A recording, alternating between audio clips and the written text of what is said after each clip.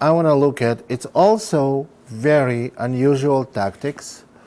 There is some preparation, some not, and you will see how sometimes the position that looks very sharp and looks like one side attacking, it all can change with one move, and attacker will become attacked and hunter will become hunted, like in the matter of move or two. Now this is very interesting tactics, very unexpected shots. Well, it's not, some of them thematic, just like they were in the last game, and some of them are not. This is also my game. This game was against another American grandmaster, very well known, Walter Brown. It was played in New York International Tournament, where towards the end we both were kind of competing for lead in a tournament, and this game was game like when neither one of us wanted a draw. So I went g3, c5, bishop g2, g6, knight f3, bishop g7, c3. Now I tried to play little unorthodox type of position to kind of mix it up, to have a, because I needed to win this game. So c3, knight c6, d4, c takes d, and d5. Now we have symmetrical position, very well known in theory. e6 in this position, white castled, knight e7, bishop f4, castling, queen d2, and knight f5. Now that's the quiet move, and after this move, game becomes very sharp. And here is why. Black is attacking d4 pawn, white plays e3, and now black plays f6. That's the end of quiet play. Now black is threatening g5 to capture, to trap white's bishop. On f6, natural reaction is h4, and here comes h6. Now g5 threat is reinstated. I played g4, and now knight d6. Now, you see that black has all these pawns advanced one square, and there may be a weakness somewhere. At the same time, white's king is a little bit exposed with the pawns on h4 and g4. And after knight d6, I played g5 here, and this is positionally good move. The reason why, if black plays h takes g, and f5, they give up the weak square on e5, maybe potentially weak square on e5. So after g5, black played knight e4, and here is when tactics start. Knight takes e4, d takes e, and here I played g takes h. Now, black played e takes f. Question: why can't black simply play bishop h8? Because then when white's knight will go to e1, which is a bad square, or another bad square, h2, then black is going to play f5 and have a very good position. White does not want to put knight on a squares like h2 or e1. Well, on bishop h8, there is a tactical shot that was never executed because black never played bishop h8. The tactical shot is queen c2. Now you see that white, that's a winning move. Black cannot take white's knight because queen takes g6 will result in a mate, checkmate. But then the only thing they can do is go f5, and after f5, white puts the knight on g5, getting absolutely winning position. So for this reason, black played e takes f, white played h takes g, king takes g7, bishop takes f3. Now white has an extra pawn, but after e5, situation changes. e5, bishop g3, e takes d, and here, well, if I take e takes d, then black can simply play knight takes d4 or queen takes d4, and black is okay. Well, the move was played was rook f2 d1, knight e5, bishop g2, and black played, you see that black cannot take on e3 because queen takes d8, but black played bishop g4, and white, I played here e takes d. Now this is very interesting position. This is a positional sacrifice and very intuitively good move.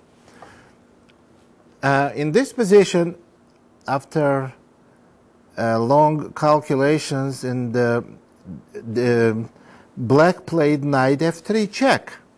Now black did not play bishop takes d1 because I would have played rook takes d1. Now black has an exchange for a pawn. But knight must go to c6, otherwise on knight f7, simply bishop takes b7, getting exchange back and having two extra pawns. And after knight c6, d5, and on knight e5, d6. Now you can tell that black's position is very, very bad here. White has two most powerful bishops and a very strong advanced pass pawn on d6. This would have been absolutely unacceptable position for black, and that's why black played knight f3 check, bishop takes f3, bishop takes f3, and rook d to c1. Now white tries to play rook c7 check. Let's talk about this position and let's try to evaluate this position. In this position, extra pawn by white absolutely has nothing to do with the evaluation. So what is important that we have opposite color bishops. And when opposite color bishops, is easier to conduct attack on your opponent's king. But now, and here Brown thought that he has certain advantage because white's light squares are very vulnerable. For example, maybe queen d7, queen h3. But right now the rooks on c7 is a threat. And you see how it quickly changed.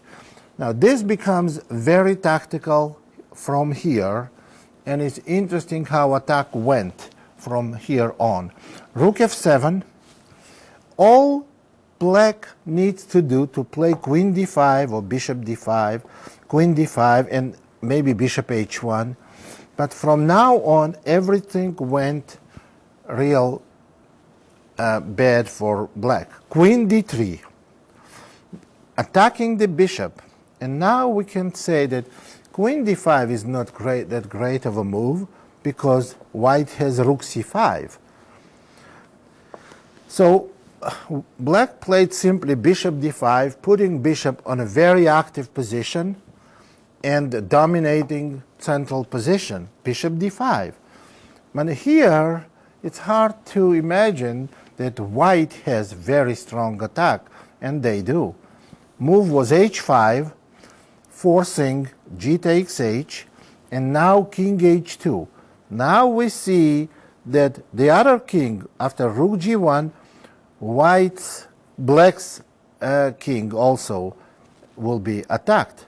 King h2, queen e8. Now black wants to play queen e4 and somehow resolve the tension. Now if I play rook g1, black can still play queen a4 because discover check will not do anything good for white. So what happened? After queen e8, I did play rook e1 first to stop queen e4, and after rook e7, now rook g1. Now rook g1 is a threatening bishop d6 check and take the rook. And black played here bishop e4, attacking white's queen. So where white wants their queen? White wants the queen on g file. So bishop d6 check, king h7, and queen to g3. Now black has to move the rook to d7. Now we go rook a to e1. And you see that there is a threat of f3 move, and only way black can save the bishop on e4 is by playing queen to e6. And now if white moves the bishop, then black can play maybe queen to f5. But here comes the unexpected shot. After queen e6, you see, we cannot play rook takes e4 because queen is going to take on e4, and black has all three squares g6, g7, and g8 protected by their pieces. So the move is bishop to b8. Now white disconnects black's a8 rook and creates the threat of rook takes e4, queen takes e4, queen g8 check, on king h6, queen h8 check, and on rook h7, queen takes f6 with a checkmate. So white has a very serious and a concrete threat after bishop to b8. And after bishop b8, black goes queen e8 back. Now they protect the g8 square. And then rook takes e4, queen takes b8. You see, white wants to play queen g6 check and queen h8 with a mate next move. But queen g6 check is illegal move. We saw it from the last game. There is a pin. White's king is exposed. So the move is rook to e5. Now this is a thematic move. This is thematic move, simple blocking the diagonal. Now if the bishop b8 was an orthodox move and very interesting tactical threat, rook e5 is very thematic and not difficult at all. Actually, most of the combinations, they are the cute combinations and effective combinations. They are easy to find. This is not difficult move at all. And when the threat is rook takes h5, checkmate, and also queen g6 with a checkmate. So here black played f takes e and got mated quickly after queen g6, king h8, queen h6, rook h7, and queen f6, rook g7, queen takes g7 with a checkmate. Now this is a very interesting game. You see how initiative was changing hands from one move to another.